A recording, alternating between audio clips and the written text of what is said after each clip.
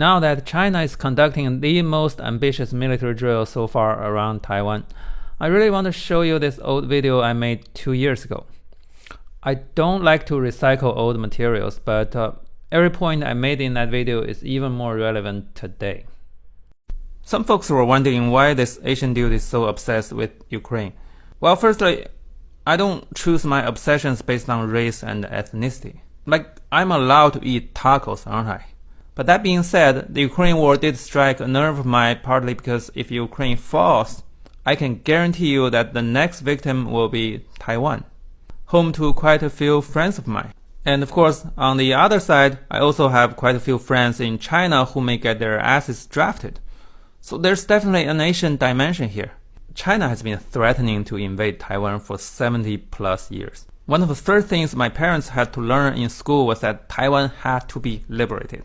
So that makes the lack of actual invasion look almost comical. It's like, I'll fuck you up, I'll fuck you up, I'll fuck you up. Imagine seeing that for 70 years. It's comical. But everyone knows that President Xi does not like to look comical. No. Then why hasn't he ordered the attack? There's only one explanation, really. You can ask for answers from people on different sides with different ideologies, but they will all agree that there's really just one factor big enough to make China think twice. And that's the US deterrence. But how long can that deterrence last? It depends, but I'm not optimistic. Just look at this whiny bitch. Not looking good. If Russia is allowed to take Ukraine or any other European country, it basically signals that the post-World War II norm against territorial annexations is officially over.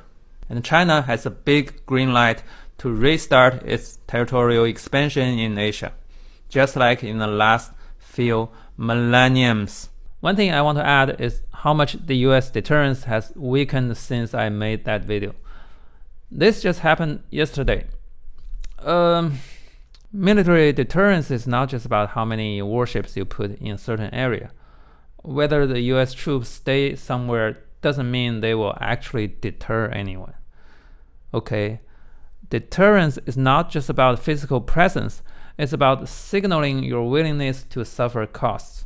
The US policy in Ukraine has clearly signaled to the whole world that Uncle Sam is not willing to spend a dime on its allies, and is totally cool with countries expanding their territories, as long as Donald gets to share some spoils. To be fair, not just the administration, it's the whole culture.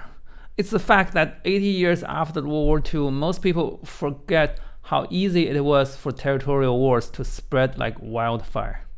A vast majority of young Americans I bump into believe that the best way to achieve world peace is doing nothing and spending nothing. It's like everyone is a fucking Taoist guru, just chilling on their fucking buffaloes. There will be a day when you have to stop chilling, but I don't know how to convince you.